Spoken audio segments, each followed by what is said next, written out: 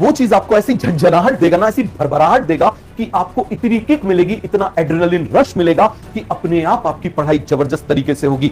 ये वो फसल है जिसको तुम बो रहे हो, जिसको तुम ही काटोगे, और ये केवल और केवल तुम्हारे लिए फ्रूटफुल होगा। तो मैं आपको बताऊंगा कि क्वेश्चंस कैसे बनते हैं, कहां से बनते हैं, किस तरीके के बनते हैं, और इस टॉपिक में कैसे कैसे क्वेश्चंस बन सकते हैं।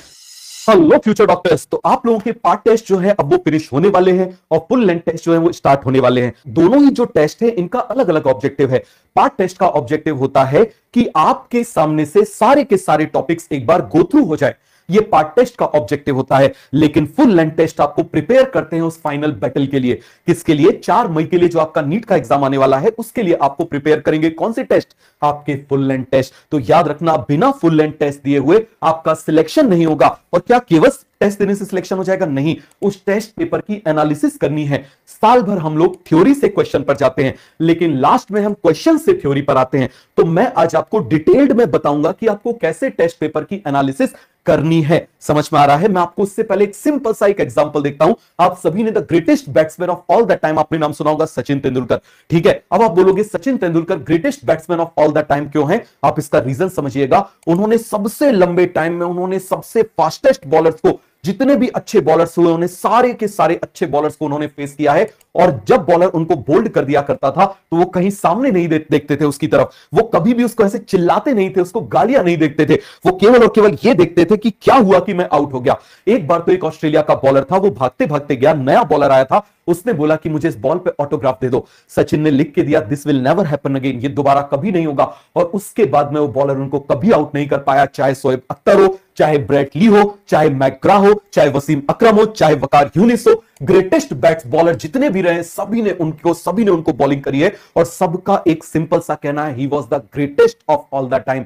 क्यों? क्योंकि एक बार यदि वो जिस वजह से आउट हो गए, उस वजह से वो दोबारा आउट नहीं होते थे। वो उस चीज की इतनी एनालिसिस करते थे, यहां बॉल गिरी, ऐसे आई, ऐसे मैं बोल्ड हो गया, इस तरीके से मैंने बैट पकड़ा था, ये रॉन्ग था। वो सेल्फ एनालिसिस इतनी ज्यादा करते थे, इतनी ज्यादा सेल्फ एनालिसिस करते थे कि जिसकी वजह से वो ये बन गए। समझ में आ गया पहली चीज। अब दूसरी चीज, इस समय आप लोगों को काफी ज्यादा प्रेशर बढ़ रहा होगा। आपके रिलेटिव्स होंगे, वो आपको कुछ बोल रहे होंगे, आपके दोस्त होंगे, हो सकता है पेरेंट्स भी बोल रहे होंगे, लेकिन उनका इंटेंशन खराब नहीं होता। ये हमेशा याद रखना। पेरेंट्स का बोलने का तरीका गलत हो सकता है, लेकिन उनका इंटेंशन कभी गलत नहीं होता। यह बात आप हमेशा अपने दिमाग में डाल लो। ठीक है, अब आप इस बात को समझना, देखो जैसी परवरिश उनको मिली वैसी वो आपको दे रहे हैं, तो इसमें कोई दिक्कत की बात नहीं है। उनको जस्ट एक्सेप्ट करो। रीजन? क्योंकि जब तक उनको एक्सेप्ट नहीं करोगे, आपका दिमाग नहीं खुलेगा, आपका दिमाग के सुपीरियर पावर्स आपके कभी भी प्रॉपर्ली वर्क नहीं करेंगे। और सबसे अच्छी एक बात बता रहा हूं, जब भी आपको कोई बोले तुम्हारा सिलेक्शन नहीं होगा, ठीक है, बिल्कुल चुपचाप उसकी तरफ देखो और ये सोचो कि यार ये फूफा जी और ये डसेली बुआ जी, ठीक है, ये जो आप मुझे बताओ सपोली बुआ जी या मान लो डसेले फूफा जी या कोई भी है, एक एग्जांपल बता रहा हूं, ठीक है। तो अब मान लो जब सिलेक्शन हो जाएगा तो इमेजिन करो इनका चेहरा कैसे होगा। ठीक है, जब वो आपको गलत बोल रहे हैं, आपको डिप्रेस कर रहे हैं, तो बस आप ये चीज सोचो कि जब आपका सिलेक्शन हो जाएगा, जिस दिन रिजल्ट आ जाएगा, उस दिन इनका चेहरा कैसा होगा। एक बार जस्ट इमेजिन करके देखना। वो चीज आपको ऐसी झंझनाहट देगा ना, ऐसी भरभराहट देगा कि आपको इतनी किक मिलेगी, इतना एड्रेनलिन रश मिलेगा कि अपने आप आपकी पढ़ाई जबरदस्त तरीके से होगी। समझ में आया? तो चलिए हम लोग स्टार्ट करते हैं टेस्ट पेपर एनालिसिस, क्योंकि बिना एनालिसिस किए हुए आप आगे नहीं बढ़ सकते। और मैंने आपको क्या बोला था, याद रखना, शुरू के टेस्ट में आपके नंबर कम रहेंगे, फुल लेंथ टेस्ट में। समझ में आ रहा है? पहले लैग फेज आएगा, फिर लॉग फेज आएगा, शुरू में आपके नंबर कम आएंगे। ठीक है, तो आज मैं आपको कंप्लीट डिटेल सारी चीजें बताता हूं, हर एक सब्जेक्ट में आप कहां क्या मिस्टेक करते हो, सारी चीजें मैं आपको बताता हूं। तो देखिए जरा, अब टेस्ट आपको 10 अप्रैल तक पर डे एक टेस्ट देना है। क्या देना है आप मुझे बताओ जरा? 1 test per day, 1 test per day. Clear हो गया? और ये आपको फुल लेंथ टेस्ट की हम बात कर रहे हैं, पर डे आपको एक टेस्ट देना है। आफ्टर 10 to 30 अप्रैल। आप बोलोगे सर आपने मई का क्यों नहीं बोला? 1, 2, 3 को, 1, 2, 3 को आपको प्रीवियस ईयर पेपर्स करने हैं। आपको 3 को करना है 24 का पेपर, 3 को क्या आपको 4 को करना है 24 का पेपर, आपको 3 को करना है 23 का पेपर, आपको 2 को करना है 22 का पेपर, आपको 1 को करना है 21 का पेपर। समझ में आ गया? ये आपको 4 पेपर्स आपको करने हैं। और 24 का पेपर 1-2 बार जरूर कर लेना, जिससे जब आप 4 तारीख को सुबह केवल फिजिक्स केमिस्ट्री का पेपर आप करके जाओ तो आपको परेशानी ना हो। समझ में आ गया? अब आपको क्या करना है, 2 फुल पेपर पर डे, आपको 2 फुल पेपर पर डे आपको करना है।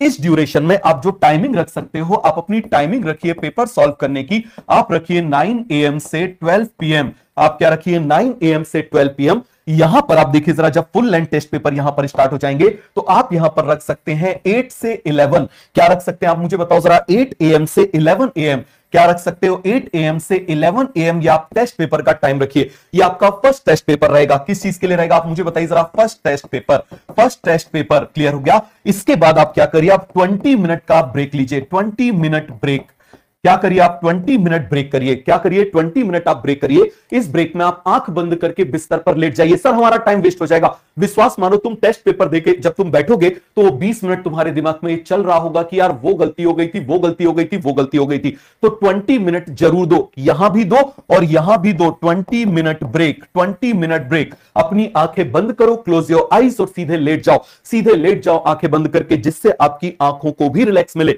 जिससे आपकी आंखों को भी रिलैक्स मिले। इस बात को आप बहुत ज्यादा अच्छे से समझिए।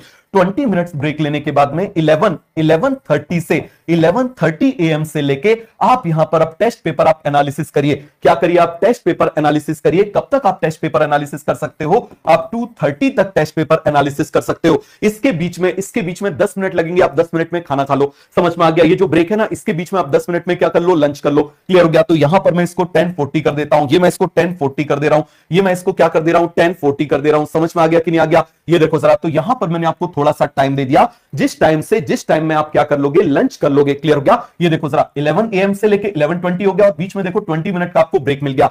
इस ड्यूरेशन में आप क्या करिए? आप यहां पर पेपर एनालिसिस क्या करेंगे? आप पेपर एनालिसिस कैसे करना है मैं भी आपको सिखाऊंगा। अब इसके बाद में आप 3 से, क्लियर हो गया? आप क्या करिए? आप जल्दी से आप मुझे बताइए जरा, 3 PM से लेके 3 PM से लेके अब आप क्या करिए? आप कब तक आप टेस्ट दोगे? 6 PM तक आप सेकंड टेस्ट दीजिए। आप क्या दीजिए? Second test. आप क्या दोगे? सेकंड टेस्ट दोगे। अरे सभी को क्लियर हो गया? आप क्या दोगे? सेकंड टेस्ट दोगे। कब? 3 PM से लेके 6 PM तक। और इसके बाद में अगेन आप क्या करिए? 20 मिनट ब्रेक। क्या करिए आप मुझे बताइए जरा? 20 मिनट ब्रेक। और इस 20 मिनट ब्रेक के बाद में रिमेनिंग ऑल द टाइम में आप क्या करोगे? यहां पर आप टेस्ट पेपर एनालिसिस करोगे और सोने से पहले आप मुझे बताओ जरा, बिफोर स्लीप आप क्या करोगे? बिफोर स्लीप आप 2 काम रोज करोगे। समझ में आ गया? Before sleep. क्लियर हो गया? चलो यहां पर बता दे रहा हूं, 30 minutes before sleep. 30 minutes before sleep. 30 minutes before sleep. Clear हो गया? अब आप इसको 2 पार्ट में डिवाइड करोगे। 15 मिनट, 15 मिनट यहां पर भी आप डिवाइड करोगे। 15 मिनट, ये वाला जो पहला 15 मिनट है, इसमें आप फिजिक्स फॉर्मूला करोगे। क्या करोगे आप मुझे बताओ जरा? Physics formula. 5 formula per day. 5 formula per day. 5 formula per day. अरे सभी को क्लियर हो गया? 5 फॉर्मूला पर डे। और यहां पर आप मुझे बताइए, ये जो 15 मिनट है, इसमें आप क्या करिए? ऑर्गेनिक के रिएजेंट्स, ऑर्गेनिक रिएजेंट्स और आप मुझे बताओ जरा, नेमिंग रिएक्शन। और आप क्या करोगे? Naming reactions. क्लियर हो गया? तो टोटल मिला के आप ये 5 करोगे रोज। सभी को बात समझ में आ गई? ये आपको मैनेज करना है। अब इस टाइम को आपको क्या करना है? मैनेज करना है। तो क्या ये बात आपको अच्छे समझ में आ गई? चलिए जरा, अब रिक्वायरमेंट। अब क्या हो गया? ये हमने टेस्ट दे दिया, ये हमने टेस्ट दे दिया। आप बोलोगे सर इसका क्यों नहीं बताया आपने? इसका आपके पास दिन भर का टाइम है, आप एनालिसिस करिए। कैसे करोगे? तो 10 दिन में आपको एनालिसिस को परफेक्ट करना है, जिससे कि जब आप ये वाले टेस्ट पेपर में आ जाओगे तो आपकी एनालिसिस में आपको ज्यादा टाइम नहीं लगेगा। सर हमारा दिन भर निकल जाता है। कोई बात नहीं, निकल जाने दो। कोई बात नहीं, निकल जाने दो। मेहनत कर रहे हो, खुद के लिए कर रहे हो, आउटपुट भी तुम्हारा ही होगा। ये वो फसल है जिसको तुम बो रहे हो, जिसको तुम ही काटोगे और ये केवल और केवल तुम्हारे लिए फ्रूटफुल होगा। याद रखना। तो इसीलिए जब सब कुछ तुम्हारा ही है तो क्यों घबराना? खुद के लिए करना है तो क्यों घबराना? बस इससे लगन लगा लो, इससे मन लगा लो। समझ में आ रहा है? अपनी पूरी एनर्जी एक जगह फोकस कर डालो, आउटपुट जरूर आएगा। अब देखिए जरा, हम यहां पर बात कर रहे हैं रिक्वायरमेंट। तो आपके पास 4 चीजें होना चाहिए। 4 चीजें नहीं, 4 डायरी होना चाहिए। क्या होना चाहिए? 4 डायरी होना चाहिए। 3 चीजें होना चाहिए। क्लास नोट्स आपके पास होना चाहिए। आपके पास यदि क्लास नोट्स नहीं है, आप नहीं बना पाए हो, तो एटलीस्ट जो आपके टीचर्स हैं उनकी पीडीएफ आपके पास होना चाहिए। समझ में आ गया? चैप्टर वाइज आपके पास पूरी पीडीएफ होना चाहिए। NCERT in biology. क्या होना चाहिए? NCERT in biology. और ये एनसीईआरटी को कैसे डिकोड किया जाता है, ये मैं आपको अभी एक यूट्यूब पे एक सीरीज आएगी, आयाम सीरीज। लास्ट ईयर भी आई थी। बहुत लोग उस सीरीज से पढ़ के सिलेक्ट हुए थे, सफिशिएंट था। जिनके कम नंबर आ रहे थे उन्होंने बिल्कुल जबरदस्त तरीके से परफॉर्म किया था।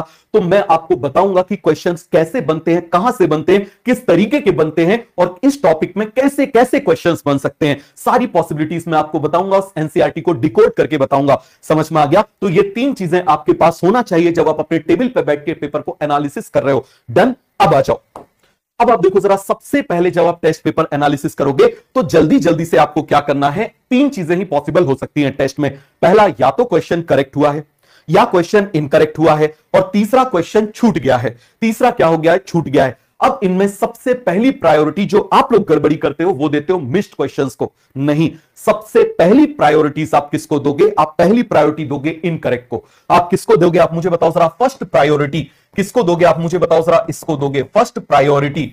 फर्स्ट प्रायोरिटी आप किसको दोगे, आप मुझे बताओ जरा, फर्स्ट प्रायोरिटी आप किसको दोगे, जल्दी से आप मुझे बताइए जरा, फर्स्ट प्रायोरिटी आप किसको दोगे, इनकरेक्ट को। फिर से लिख दे रहा हूं, तो आप मुझे बताइए जरा, आप फर्स्ट प्रायोरिटी किसको दोगे, बोलिए जरा जल्दी से, आप फर्स्ट प्रायोरिटी किसको दोगे, इनकरेक्ट क्वेश्चंस को दोगे। आप यहां पर बस ये देख डालो कि कौन कौन से क्वेश्चन इनकरेक्ट है, समझ में आ गया, और इस इनकरेक्ट क्वेश्चन की सबसे पहले एनालिसिस कर डालो। तो अब जब मैं आपको बता रहा हूं वो इनकरेक्ट क्वेश्चन की एनालिसिस बता रहा हूं, समझ में आ गया, उसके बाद मैं आपको बताऊंगा कि मिस क्वेश्चन में आपको क्या करना है। बात समझ में आई? तो पहला आपका काम क्या होगा, फर्स्ट प्रायोरिटी। तो अभी हम फर्स्ट प्रायोरिटी पर चल रहे हैं। हम किस पर चल रहे हैं, आप मुझे बताइए जरा, फर्स्ट प्रायोरिटी पर चल रहे हैं। जो क्वेश्चंस गलत हुए हैं हम केवल और केवल उनकी बात करेंगे। अब देखो, हमेशा आप बायोकेमिस्ट्री फिजिक्स करते हो, this is the correct way, हमेशा यही करना चाहिए। सभी को ये बात समझ में आई? अब आप फिजिक्स सबसे लास्ट में करते हो, लेकिन पेपर एनालिसिस फिजिक्स का सबसे पहले करो, फिर केमिस्ट्री का करो। मतलब आपने टेस्ट पेपर सॉल्व किया था बायोलॉजी, केमिस्ट्री, फिजिक्स। अब आप जब एनालिसिस करोगे तो रिवर्स ऑर्डर में करो, फिजिक्स, केमिस्ट्री, बायोलॉजी।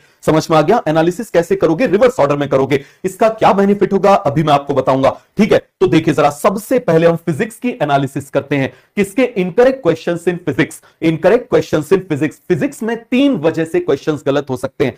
पहला वजह है कैलकुलेशन एरर। क्या है? Calculation error. अब आप मुझे बताइए जरा, यहां पर मान लीजिए आपने इसमें आपने मेंशन कर दिया कि आपके मान लीजिए फिजिक्स में मान लीजिए आपके कितने क्वेश्चन गलत हुए, 15 क्वेश्चंस। क्लियर हो गया? केमिस्ट्री में आपके कितने क्वेश्चंस गलत हो गए, मान लो 10 क्वेश्चंस। आप मुझे बताओ जरा, बॉटनी में, जूलॉजी में, तो आप मुझे बताइए जरा, बॉटनी में मान लो आपके क्वेश्चन गलत हो गए 10, जूलॉजी में आपके क्वेश्चन हो गए 10। सभी को बात समझ में आ गई? तो हम अभी केवल और केवल इनकरेक्ट क्वेश्चन की एनालिसिस कर रहे हैं। तो सबसे पहला हमारा क्या हो जाएगा, कैलकुलेशन एरर। तो क्या कैलकुलेशन में एरर हुई है? कहीं ऐसा तो नहीं हमने डिवीजन में जल्दबाजी कर दी, हमने क्या कर दिया कि मान लो गैस कांस्टेंट वगैरह था उसकी हमने यूनिट में गलत कर दिया, एमकेएस यूनिट जो थी उसको हमने, कुछ और यूनिट दी हुई थी हमने उसको एमकेएस यूनिट में कन्वर्ट नहीं किया, ठीक है? हमने सेंटीमीटर को ही डायरेक्ट लेके हमने सॉल्व कर दिया, हमने उसको कन्वर्ट ही नहीं किया। किलो वोल्ट दिया हुआ था, वोल्ट में लेना था, वोल्ट दिया था, किलो वोल्ट में देना था, मिली एम्पियर लिया हुआ था, एम्पियर में लेना था, हमने इनको इनके ऊपर ध्यान नहीं दिया। ऐसे कितने क्वेश्चंस हैं, आप उनका यहां पर नंबर नोट करो।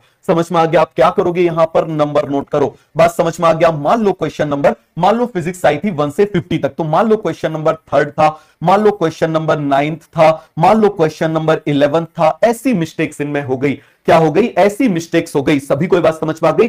दूसरा आ गया कॉन्सेप्चुअल एरर। तो यहां पर क्या आ गया, कॉन्सेप्चुअल एरर। अब आप क्या करोगे, आपकी जो डायरी है, जो आपकी डायरी है, उस डायरी में आप ऐसे लिख डालो, 3 कॉलम बना लो, calculation error, conceptual error, language. समझ में आ गया? Conceptual error, calculation error, conceptual error and language problem. सभी को समझ में आ गया? Language misunderstanding. क्लियर हो गया? तो आप क्या करो, ऐसे क्वेश्चन नंबर लिख डालो। क्या लिख डालो? क्वेश्चन नंबर लिख डालो। अब देखो जरा, कॉन्सेप्चुअल एरर मान लो आपको हुआ। अब कॉन्सेप्चुअल एरर में क्या चीजें आती है, मान लीजिए मोमेंट ऑफ इनर्शिया आपको निकालना था डिस्क का, आपने रिंग का फॉर्मूला लगा दिया। आपने क्या लगा दिया, रिंग का फॉर्मूला लगा दिया। ये किस में आएगा, this is not comes under silly mistake. ये किसके अंदर आएगा, सिली मिस्टेक जैसा कुछ नहीं है, सिली मिस्टेक जैसा कुछ नहीं है, याद रखना। और जो सिली मिस्टेक्स को काउंट करेगा वो कभी भी इंप्रूवमेंट नहीं कर पाएगा, क्योंकि वो अपने दिमाग को एक रीजन दे रहा है, यार सिली सी थोड़ी सी मिस्टेक हुई है। और मिस्टेक कभी थोड़ी सी नहीं होती, मिस्टेक कभी थोड़ी सी नहीं होती। एक ड्रम खीर बना के उसमें एक बूंद जहर डाल दोगे तो वो सिली मिस्टेक नहीं कहलाएगी, वो एक ड्रम जहर ही बन जाएगा। तो इसीलिए आप इस बात को बहुत बहुत ज्यादा अच्छे से समझो कि आपको कोई भी चीज को सिली मिस्टेक के अंदर लाना ही नहीं है। यदि आपने उसको सिली मिस्टेक में काउंट किया तो याद रखना, आपका दिमाग बोलेगा छोटी सी मिस्टेक है, कोई बात नहीं, चल चलता है चाचू, कोई बात नहीं, ऑल इज वेल बोल के उड़ जाएगा। याद रखना, ये मिस्टेक आपको नहीं करनी है। तो आपको ये देखना है कहीं आपने कॉन्सेप्ट तो गलत नहीं लगा दिया। समझ में आ गया? आपको इंपीडेंस पूछा गया था, आपने कोई और फॉर्मूला लगा दिया। आपको एलआर सर्किट दिया हुआ था, आपने कोई और फॉर्मूला लगा दिया। मॉडर्न फिजिक्स में कोई और दिया हुआ था, हाफ वेव रेक्टिफायर दिया हुआ था, आपने फुल वेव रेक्टिफायर समझ के कर दिया। ठीक है, स्टेप डाउन ट्रांसफार्मर था, आपने अप लगा के उसको कर दिया। समझ में आ रहा है? आपको दिया हुआ था, आपको इलेक्ट्रिक पोटेंशियल निकालना था, आपने इलेक्ट्रिक फोर्स निकाल दिया, क्योंकि आपको फोर्स का फॉर्मूला याद था, आपने वो निकाल दिया। तो आप इस बात को समझिए, जहां जहां पर आपके कॉन्सेप्ट के एरर हुए आप क्वेश्चन नंबर डाल दीजिए। मान लीजिए क्वेश्चन नंबर 5 है, मान लीजिए क्वेश्चन नंबर 12 है, इसके बाद आप मुझे बताइए जरा क्वेश्चन नंबर मान लीजिए 25 है, मान लीजिए क्वेश्चन नंबर 28 है। अब इसमें क्या क्या एरर हुआ है यहां पर लिख डालो जल्दी से, यहां पर लिख डालो। यहां पर मान लो फिफ्थ वाले क्वेश्चन में आपसे फॉर्मूला गलत लग गया था, तो आप यहां पर लिख दो रॉन्ग फॉर्मूला अप्लाइड। समझ में आ गया, रॉन्ग फॉर्मूला अप्लाइड। क्लियर हो गया? तो ये सभी को पूरा का पूरा कॉन्सेप्ट अच्छे से क्लियर हो गया। आपने क्या मिस्टेक करी है आप वहां पर मेंशन करते जाओ। हम अभी केवल और केवल किसकी बात कर रहे हैं? जो क्वेश्चन आपके रॉन्ग हुए, जो क्वेश्चन आपके रॉन्ग हुए। तीसरा है लैंग्वेज मिसअंडरस्टैंडिंग। लैंग्वेज मिसअंडरस्टैंडिंग में जनरली आपका यूनिटरी कन्वर्जन, जो यूनिट कन्वर्जन है, unit conversion mistake, unit conversion mistake, unit conversion mistakes, इसके अंदर आप इसको डाल दोगे। समझ में आ गया? यूनिट कन्वर्जन मिस्टेक इसके अंदर आ गई। आप लैंग्वेज को समझ नहीं पाए, आप लैंग्वेज को समझ नहीं पाए। आपको फॉर्मूला भी आता था, आपको कॉन्सेप्ट भी क्लियर था, लेकिन ऐसा हो गया, इसका नंबर लिख लो। समझ में आ गया? इसका नंबर लिख लो। तो आपको हर टेस्ट पेपर में, हर फुल लेंथ टेस्ट पेपर में आपको आपका पैटर्न पता चलेगा, आपको आपका पैटर्न पता चलेगा कि आप किस जगह पर आप गड़बड़ी कर रहे हो। समझ में आ गया? एक चीज हमेशा याद रखना, ये आज मान लो आपने टेस्ट पेपर किया, आज आपने एनालिसिस करी, अब जब अगले दिन आप टेस्ट दोगे, जब आप अगले दिन टेस्ट दोगे तो आप इन्हीं चीजों को पढ़ के जाओ।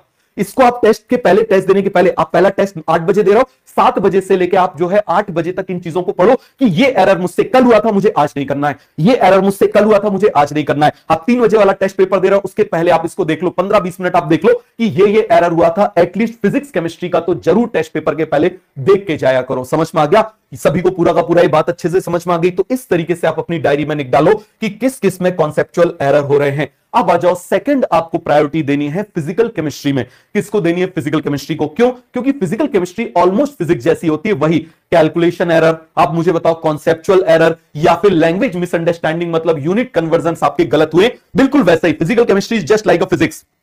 क्लियर हो गया? आपको पता चल जाएगा। बट याद रखना, नीट में फिजिकल केमिस्ट्री डायरेक्ट फॉर्मूले बेस्ड आती है, तो इसीलिए आपको फॉर्मूले याद होना चाहिए, आपको फॉर्मूले याद होना चाहिए। क्लियर हो गया? चलिए आगे बढ़ जाते हैं। अब आप मुझे बताओ जरा, थर्ड आप दोगे ऑर्गेनिक केमिस्ट्री। अब जब हम ऑर्गेनिक केमिस्ट्री की बात करते हैं तो ऑर्गेनिक केमिस्ट्री में गलतियां अलग अलग रीजन की वजह से होती है। सबसे पहला रीजन है ऑर्गेनिक थोड़ी सी अलग तरीके से चलती है। समझ में आ गया? कैसी होती है? अलग तरीके से चलती है। ऑर्गेनिक के कंपाउंड भैया वॉलेटाइल होते हैं। यदि तुम्हारी भेजी जरा सी गर्म हुई तो वेपोराइज हो जाते हैं, इसीलिए अपनी भेजी को ठंडी रखना है। जब ऑर्गेनिक करो तो अपनी भेजी को ठंडा रखो। जैसे ही ऑर्गेनिक का क्वेश्चन आया, सबसे पहले अपने आप से बोलो भेजी ठंडी हो जा, और नहीं हो रही है तो जरा जल्दी से डीप ब्रीथ कर डालो। ठीक है? क्या कर डालो? डीप ब्रीथ कर डालो। पूरी सांस लो गिन के 5 बार और पूरी सांस निकालो। समझ में आ गया? जब ऑर्गेनिक का क्वेश्चन देखो, ठंडा कर लो दिमाग को। याद रखना, ऑर्गेनिक में सबसे ज्यादा जो मिस्टेक होती है, ऑर्गेनिक में जो सबसे ज्यादा मिस्टेक होती है वो भेजी गर्म हो जाने की वजह से हो जाती है। और मैंने आपको क्या बोला? ऑर्गेनिक के कंपाउंड दिमाग से फुर्र हो जाते हैं यदि तुम्हारी भेजी उड़ गई तो इसीलिए याद रखना, ओवर स्पीडिंग को अवॉइड करना है। किसमें? ऑर्गेनिक केमिस्ट्री में। जैसे ही क्वेश्चन देखो पहले ब्रीद करो, ब्रीद करो। तुम देखो तुम्हारी मिस्टेक होना बंद हो जाएगी। यदि तुमको आता है, अफकोर्स ऐसे नहीं बोले सर 3 घंटे मैंने अजगर की तरह मैं सांस लेता रहा और उसके बाद में जब पेपर आया तो मेरे 0 नंबर आए या माइनस में नंबर आए। बेटा उसके लिए पढ़ना भी पड़ता है। ये उन लोगों के लिए जिन्हें पढ़ाई करी हुई है, जो आप पेपर दे रहे हैं, जो 4 तारीख की प्रिपरेशन कर रहे हैं। सर हमने पढ़ाई नहीं करी तो अब तुम अगले वर्ल्ड कप का जो है इंतजार करना, मतलब अगले साल की नीट का इंतजार करना। क्लियर हो गया? पहला रीजन। तो इस चीज को याद रखना, ओवर स्पीड ही यहां पर सबसे ज्यादा मेजर रीजन है ऑर्गेनिक में मिस्टेक कराने का। क्लियर हो गया? दूसरा आप मुझे बताओ कॉन्सेप्चुअल एरर। हम किसकी बात कर रहे हैं? कॉन्सेप्चुअल एरर की। कॉन्सेप्ट हमने गलत लगा दिया। क्या कर दिया? कॉन्सेप्ट गलत लगा दिया। और ऐसा जनरली कब होता है? जैसे न्यूक्लियोफाइल की जो रिएक्शंस होती हैं काफी ज्यादा मैच करती हैं, काफी ज्यादा मैच करती हैं, तो सारे न्यूक्लियोफाइल की जो रिएक्शंस हैं, समझ में आ गया? जितनी भी न्यूक्लियोफाइल, सब्स्टिट्यूशन, एडिशन जो भी है, सबको आप लोग जब गलत करो तो उनको एक जगह लिखते जाओ। आपको पता है कि आप मिस्टेक कर रहे हो, आप अपना पैटर्न समझो। देखो हो सकता है मेरा दिमाग SN1 में गलत करता हो, आपका SN2 में गलत करता हो, तो आपको SN2 पे वर्कआउट करना है। समझ में आ गया? मान लीजिए जैसे हम बात कर रहे हैं कि मान लो विराट कोहली, मान लो यॉर्कर पे आउट हो, एक एग्जांपल बता रहा हूं, यॉर्कर पे आउट हो जाता है, लेकिन धोनी जो है यॉर्कर पे सीधे हेलीकॉप्टर शॉट लगाता है, तो धोनी को यॉर्कर पे वर्क करने की जरूरत नहीं है, कोहली को वर्क करने की जरूरत है। कोहली ऑफ साइड की बॉल पे मान लो 6 मार देता है, लेकिन धोनी क्या हो जाता है? आउट हो जाता है, तो धोनी को उस पर वर्क करना है, कोहली को उस पर वर्क करना है। तो याद रखना, हर ब्रेन अलग अलग है, हर ब्रेन अलग अलग मिस्टेक करेगा। क्लियर हो गया? तो आपको सब वो लिख लेना है कि आप कहां पर मिस्टेक कर रहे हो। क्या आप न्यूक्लियोफाइल रिएक्शन में कर रहे हो? जैसे एसिड बेस की जो रिएक्शंस होती हैं, इनमें भी काफी ज्यादा सिली मिस्टेक्स हो जाती हैं, हम रॉन्ग कॉन्सेप्ट को अप्लाई कर देते हैं। तो याद रखना, इससे न्यूक्लियोफाइल रिएक्शंस काफी ज्यादा इसमें मिलती जुलती है तो गड़बड़ हो जाता है। एसिड बेस रिएक्शन, इनमें काफी ज्यादा गड़बड़ हो जाता है। फिर जो कार्बोनिल कंपाउंड होते हैं, याद रखना एल्डिहाइड कीटोन, इनकी रिएक्शंस काफी ज्यादा मैच करती हैं, जिसमें मिस्टेक्स होने के चांसेस ज्यादा होते हैं। और कई सारी रिएक्शंस होती हैं जैसे एल्डोल कंडेंसेशन, कैनिजारो, तो इनमें क्या हो जाता है, आपने देखा होगा एक में अल्फा कार्बन चाहिए, एक में अल्फा कार्बन ना हो वो देगा, तो इसमें जरा जरा सी मिस्टेक पर मामला गड़बड़ हो जाता है। तो याद रखना ऑर्गेनिक में मैं आपको एक ही चीज बोल रहा हूं, ऑर्गेनिक ऑर्गेनिक ऑर्गेनिक, याद रखना जब ऑर्गेनिक का क्वेश्चन देखो सांस लो पहले तो। अरे पढ़ते पढ़ते ले लो, जरूरी थोड़ी आंख बंद करके लोगे। सर सांस लेने में पेपर छूट गया तो उसको देखते हुए,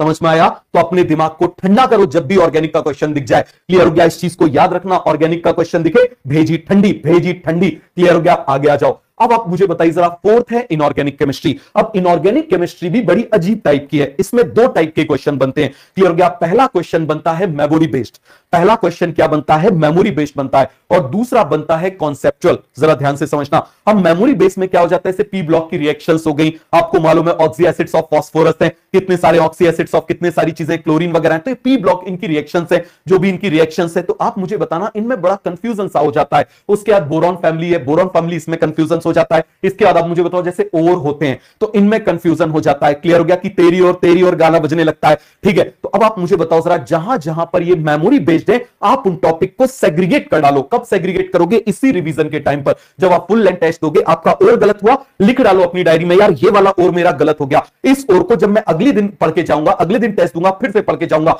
अब मान लो वो आपका 3 टेस्ट बाद आया, तो आप जब लगातार इसको पढ़ते जा रहे हो तो आप देखोगे कि जो आपको नहीं आता था वो भी आपका प्रिपेयर होता चला जा रहा है, वो भी आपका प्रिपेयर होता चला जा रहा है। तो याद रखना, full length test paper is directly proportional to selection. जितना अच्छे से फुल लेंथ टेस्ट पेपर और जितना अच्छे से आप जो है उसको एनालिसिस करके दोगे, उसको दोगे। सर अभी तक टेस्ट स्टार्ट नहीं किया, बिल्कुल कर सकते हो। Full length test paper start होने वाले, full length test paper start होने वाले हैं। आप बिल्कुल टेस्ट सीरीज ज्वाइन कर सकते हो। और ऐसा बिल्कुल भी नहीं है कि वो आपको पता है 299 आई थिंक है, और उसमें आपको बहुत सारे पेपर्स दिए हुए हैं, बहुत सारे पेपर्स दिए हुए हैं। समझ में आ गया? और उसके क्वेश्चंस आपको भी पता है कि वो कितने अच्छे क्वालिटी के क्वेश्चंस है। क्वेश्चंस में कोई ये नहीं बोल सकता, एरर निकाल सकता कि क्वेश्चंस अच्छे नहीं है। समझ में आ गया? चलिए आगे बढ़ जाते हैं। दूसरा है कॉन्सेप्चुअल। याद रखना, जैसे इसमें आपको प्रैक्टिस की जरूरत पड़ेगी। जैसे एनसीईआरटी में सारे स्ट्रक्चर्स दिए हुए हैं, आप सबसे पहला काम क्या करो कि जो इनऑर्गेनिक में जितने स्ट्रक्चर्स दिए हुए हैं आपको, आप सारे स्ट्रक्चर्स को, सारे के सारे जो आपके स्ट्रक्चर्स है, उन स्ट्रक्चर्स को आप अपनी एक कॉपी में बना डालो आप अपनी कॉपी में स्ट्रक्चर्स को, सारे स्ट्रक्चर्स को अपनी कॉपी में बना डालो। और जब आप उसको बना डालोगे ना, तो आप देखोगे कि आपकी चीजें ठीक से हो रही हैं, आपको स्ट्रक्चर्स बन रहे हैं। बहुत ज्यादा स्ट्रक्चर्स नहीं है, क्योंकि इनऑर्गेनिक का सिलेबस काफी रिड्यूस हो गया है, तो आप बड़े आराम से बना सकते हो। एक एक पेज में एक एक स्ट्रक्चर बना डालो, एक एक पेज में एक एक स्ट्रक्चर आप बना डालो। दूसरा हाइब्रिडाइजेशन, जैसे हाइब्रिडाइजेशन जब आप स्ट्रक्चर्स बनाओगे, आपको हाइब्रिडाइजेशन की भी साथ में लगे हाथ प्रैक्टिस करते जाना। तीसरा, जैसे आप मुझे बताओ नंबर ऑफ लिंकेजेस पूछ लेते हैं, क्या पूछ लेते हैं? नंबर ऑफ लिंकेजेस पूछ लेते हैं, फिर बॉन्ड एंगल पूछ लेते हैं, नंबर ऑफ लोन पेयर्स पूछ लेते हैं। तो जब आप स्ट्रक्चर्स बनाते जाओगे तो इन सभी चीजों की जो है प्रैक्टिस करते जाना। क्या करते जाओगे? इन सभी का आप जो है प्रैक्टिस करते जाओ। आप देखोगे, पहले इनको सेग्रीगेट कर लो और आप देखो कि आपके क्वेश्चन किस में गलत हो रहे हैं। इनऑर्गेनिक में आपके मेमोरी बेस्ड गलत हो रहे हैं या आपके कॉन्सेप्चुअल गलत हो रहे हैं? यदि आपके कॉन्सेप्चुअल गलत हो रहे हैं तो किस पैटर्न में गलत हो रहे हैं, कौन सा टॉपिक जो है वो गलत करा रहा है। बार बार आप यदि उसको गलत कर रहे हो तो उसको नोट्स को निकालो, पढ़ डालो, नोट्स को निकालो, पढ़ डालो, नोट्स को निकालो, पढ़ डालो। बात समझ में आ गई? नोट्स को निकालो, पढ़ डालो। तो ये इनऑर्गेनिक केमिस्ट्री का हो गया। अब आ जाओ भैया बायोलॉजी, हमारा बायोलॉजी। क्लियर हो गया? तो अब हम बात कर रहे हैं बायोलॉजी की, बात कर रहे हैं। तो बायोलॉजी में टोटल 5 टाइप के क्वेश्चन आते हैं। 6वें टाइप का क्वेश्चन कभी भी नहीं पूछा जाता है। समझ में आ गया? सबसे पहले टाइप का क्वेश्चन है डायरेक्ट क्वेश्चन। क्या हो गया? डायरेक्ट क्वेश्चन, जिसमें सीधे पूछेंगे, आपसे पूछ लेंगे ग्रिफिथ ने किस बैक्टीरिया के ऊपर काम किया, ठीक है? या फिर सीधे आपसे पूछ लेंगे सीलेंट्रेटा का एग्जांपल इसमें से कौन सा है, या फिर इससे पूछ लेंगे which one of the following is also called as, which one of the following is also called as sea fan. किसको सीफैन बोल देते हैं? इसमें से which one of the following is an example of urochordates. Clear हो गया? Direct जिसमें question बन रहे हैं ऐसे ऐसे आप मुझे बताओ इसके जो एग्जांपल्स हैं। इसमें जनरली आप मुझे बताइए जरा मॉर्फोलॉजी क्या हो जाएगा, आप मुझे बताइए जरा। इसमें जनरली मॉर्फोलॉजी, आप मुझे बताओ animal diversity, animal diversity, animal diversity, आप मुझे बताओ जरा एग्जांपल्स। जनरली ये आते हैं। क्लियर हो गया? जनरली ये आते हैं। और इसमें जनरली कंफ्यूजन किसमें हो जाता है, किसमें इंटरनल फर्टिलाइजेशन है, एक्सटर्नल है। डायरेक्ट डेवलपमेंट है, इनडायरेक्ट डेवलपमेंट है। क्लियर हो गया? मैंने इसका बहुत जबरदस्त आपको निमोनिक्स भी बताया हुआ है। क्लियर हो गया? बताया कि नहीं बताया? आप मुझे बताओ जरा। क्लियर है? तो चलो आगे बढ़ जाते हैं। सर हमको नहीं पता, अभी आयाम सीरीज होगी तब वापस करा दूंगा। क्लियर हो गया? अब आप मुझे बताइए, दूसरा होता है इनडायरेक्ट क्वेश्चन। तो इनडायरेक्ट क्वेश्चन के अंदर क्या आता है? इसमें बोल देंगे विच one of the following is incorrect, which one of the following is correct, जिसमें स्टेटमेंट वाइज क्वेश्चन आते हैं। विच one of the following is not incorrect, तो आप हमेशा करेक्ट, इनकरेक्ट और नॉट, आपको जब भी ये वर्ड दिख जाए, आपको क्या दिख जाए? Correct, incorrect and not. Clear हो गया? करेक्ट, इनकरेक्ट और नॉट, आपको जब भी ये पेपर में वर्ड दिख जाए आप इनको सर्कल करोगे, हमेशा आप इनको सर्कल करोगे। याद रखना, हमेशा हमेशा हमेशा आप इन वर्ड्स को सर्कल करोगे। आपको करेक्ट, इनकरेक्ट, नॉट वर्ड आपको दिख जाए, आप इनको हमेशा हमेशा हमेशा सर्कल करोगे। क्लियर हो गया? क्या करोगे? सर्कल करोगे। और हमेशा याद रखना, इन क्वेश्चंस में always starts with fourth option. Fourth option is easy to select and easy to reject. First और सेकंड क्वेश्चन में अपनी पूरी ताकत लगा दी जाती है। जनरली ऐसे होते हैं वो कि उनको इजी टू सिलेक्ट और इजी टू रिजेक्ट करना थोड़ा सा मुश्किल होता है। क्लियर हो गया? अब आप मुझे बताओ, तीसरा डायग्राम बेस्ड। डायग्राम से सीधे पूछ लेंगे किसका डायग्राम है, या डायग्राम का एक पर्टिकुलर पार्ट दिखा देंगे कि ये पर्टिकुलर पार्ट डायग्राम में क्या रिप्रेजेंट कर रहा है, इस तरीके से। तो इसके लिए आपको एनसीईआरटी के जो डायग्राम से आप रोज 5 डायग्राम्स, कम से कम 5 से 10 डायग्राम आप रोज एनसीईआरटी के एवरी डे आप कम से कम 5 डायग्राम बना लो। जल्दी बन जाएंगे, जल्दी जल्दी बनाते जाओ। कोई आपको रंगोली नहीं डालनी है। अब आ जाओ मैच द फॉलोइंग। देखो, एक बदमाशी एनटीए क्या करता है कि डायरेक्ट क्वेश्चन कम करना है, तो क्या किया? 4 डायरेक्ट क्वेश्चन को क्लब करके एक मैच द फॉलोइंग बना दिया। 4 डायरेक्ट क्वेश्चन को क्लब करके एक क्या बना दिया? आप मुझे बताओ जरा। मैच द फॉलोइंग बना दिया। तो डायरेक्ट क्वेश्चन और मैच द फॉलोइंग, कभी भी match the following indirect question type से पैटर्न नहीं आते। तो याद रखना, ये क्या है? They are the application of direct question. ये क्या है? आप मुझे बताइए जरा। They are application of direct question. Clear हो गया? Direct question. अब आपको क्या करना है? अच्छे से आप इस बात को समझिए। आप क्या करोगे? जब आप पेपर करोगे तो आप इसके नीचे मेंशन करते जाओगे कितने डायरेक्ट क्वेश्चन, कौन कौन से डायरेक्ट क्वेश्चन गलत हुए, कौन से इनडायरेक्ट क्वेश्चन गलत हुए, कौन से डायग्राम बेस्ड क्वेश्चन गलत हुए, कौन से मैच द फॉलोइंग गलत हुए, और कौन से असर्शन रीजन गलत हुए। असर्शन रीजन में जनरली फर्स्ट और सेकंड ऑप्शन में दिक्कत होती है कि रीजन इस करेक्ट एक्सप्लेनेशन है कि नहीं है। मैं आपको धीरे धीरे सिखाऊंगा कैसे आपको इसको आइडेंटिफाई करना है। सभी को ये बात समझ में आ गई? तो इन सभी के नीचे आप नंबर लिख लोगे। अब 2 ही रीजन हो सकते हैं बायोलॉजी में गलत होने के, तीसरा कोई रीजन नहीं है। पहला, आपको लैंग्वेज समझ में नहीं आई, और ये लैंग्वेज आपको जनरली इनडायरेक्ट क्वेश्चन और एआर क्वेश्चन, ऐसा आप मुझे बताओ जरा किस में होगा? आप मुझे बताना जरा। In case of AR and indirect question. समझ में आ गया? In case of AR and indirect question. और दूसरा है कॉन्सेप्चुअल एरर, कि मान लीजिए आपसे पूछा गया कि जो पेनिसिलिन के लिए, पेनिसिलिन की डिस्कवरी किसने करी थी, और पता चले आपने क्या लगा दिया उसकी जगह। बोलिए जरा। आपने मान लो फ्रेडरिक ग्रिफिथ लगा दिया, या मान लीजिए आपने कोई और नाम लगा दिया, तो वो क्या हो जाएगा? Conceptual error. क्लियर हो गया? तो कितने कॉन्सेप्ट में आप एरर कर रहे हो, पहले आपको यह पता लगाना है कि कौन से टाइप का क्वेश्चन आप गलत कर रहे हो। समझ में आ गया? कौन से टाइप का क्वेश्चन आप गलत कर रहे हो, और दूसरे में आपको किस रीजन से गलत हो रहा है। देखो, अब मान लो आपके डायरेक्ट क्वेश्चन पेपर में सही हो रहे हैं, एक आधा गलत हो रहा है, ठीक है, लेकिन आपके इनडायरेक्ट बार बार गलत हो रहे हैं, तो आपको इनडायरेक्ट को उधेड़ के रख देना है कि आखिर इनडायरेक्ट किस रीजन की वजह से गलत हो रहा है। क्या उसमें लैंग्वेज गलत कर रहा हूं, या मैं कॉन्सेप्चुअल एरर कर रहा हूं? आखिर मैं ऐसा क्या कर रहा हूं जिसकी वजह से मेरे जो है ये क्वेश्चंस गलत हो रहे हैं। समझ में आ गया? तो पहले आपको पता लगाना है कि कौन से टाइप का क्वेश्चन गलत हुआ, फिर क्यों गलत हुआ। पहले कैसा गलत हुआ, फिर क्यों गलत हुआ, कैसा क्वेश्चन गलत हुआ, फिर क्यों गलत हुआ। बात समझ में आ गई? आगे आ जाइए। अब देखो जरा, ये रीजन मैंने आपको बता दिया। अब हमारा बच गया जो हमने क्वेश्चंस मिस कर दिए थे, मिस्ड क्वेश्चंस। हम किसकी बात कर रहे हैं? Missed questions. अरे क्लियर हो गया? हम किसकी बात कर रहे हैं? बोलिए जरा जल्दी से। मिस्ड क्वेश्चंस की बात कर रहे हैं। तो इस मिस्ड क्वेश्चंस में आपको सीधे सीधे उनका कॉन्सेप्ट पढ़ना है। Read concept. और फिजिक्स में एक चीज हमेशा याद रखना, हमेशा कोशिश करो खुद सॉल्यूशन बनाओ, डायरेक्ट मत देख लो, डायरेक्ट सॉल्यूशन मत देख लो। आप यदि 5 क्वेश्चन भी, आप यदि पर पेपर में आप एक ऐसे हैबिट डालो, सर यदि हमारे 10-15 क्वेश्चन गलत हो रहे हैं और 15 के 15 को हम खुद भिड़ के करेंगे तो हमारा दिन भर निकल जाएगा। तो आप एक हैबिट डाल लो कि हर पेपर में आपको केवल 5 क्वेश्चन पे ट्राई करना है, 5 क्वेश्चन पे आपको खुद सॉल्यूशन बनाना है। आप क्या करो, सबसे पहले आप उसका कॉन्सेप्ट पढ़ डालो जो आपके गलत हुए, और गलत होने के बाद खुद सॉल्यूशन बनाओ, खुद मेहनत करो, उसको टाइम दे डालो। 5 क्वेश्चन को कम से कम आप 20 मिनट तो आप दे ही सकते हो। समझ में आ गया? 4-4 मिनट लगा के आप कम से कम आप उसको 20 मिनट तो दे ही सकते हो। खुद मेहनत करो, क्योंकि ये 5 क्वेश्चन में यदि आपने मेहनत कर डाली तो आप ये कभी नहीं भूलोगे। क्लियर है? बाकी जो 10 क्वेश्चन गलत हुए उसमें सॉल्यूशन देख लो, ठीक है? तो इससे क्या होगा कि आपके कुछ कॉन्सेप्ट भी तैयार होते जाएंगे। बात समझ में आ गया? मिस्ड क्वेश्चन को आप सीधे उनके कॉन्सेप्ट आप लिखो कि ये मैंने छोड़ दिया था, ये मैंने छोड़ दिया था, ये कॉन्सेप्ट मेरा वीक था, सीधे उसको क्या करो, read concept, directly read concept, complete concept from notes. समझ में आ गया? Read full concept of missed question from notes. आप अपने नोट से पढ़ो, आप अपने नोट से पढ़ो। समझ में आ गया? किससे पढ़ो? आप अपने नोट से पढ़ो। क्लियर हो गया? तो यदि आप इस तरीके से करोगे, मैंने आपको क्या बोला, आपको पहले पहचानना है कि कैसे टाइप का क्वेश्चन गलत हुआ, फिर क्यों हुआ, कैसा और क्यों, कैसा और क्यों, कैसा और क्यों। और ऑर्गेनिक में मैंने आपसे क्या बोला, याद रखना, जब ऑर्गेनिक का क्वेश्चन आओ, क्लियर हो गया, ये काम जरूर करना, ये काम जरूर करना। तो चलिए ठीक है, मिलते हैं, एक आध वीडियो और बनाएंगे जिस वीडियो में आपको बता देंगे कि और आप टेस्ट पेपर को कैसे आप अच्छे से और इफेक्टिवली अटेंड कर सकते हो। वो आपको 8-10 दिन बाद में आपको दूंगा, जिससे आपको और अच्छे से वो चीज समझ में आएगी। अब सही टाइम आ गया था कि अब आपने जो मिस्टेक्स करी हैं, अब आप उसको अच्छे से इंप्लीमेंट कर पाओगे। क्या कर पाओगे? इंप्लीमेंट कर पाओगे। तो wish you good luck, all the best.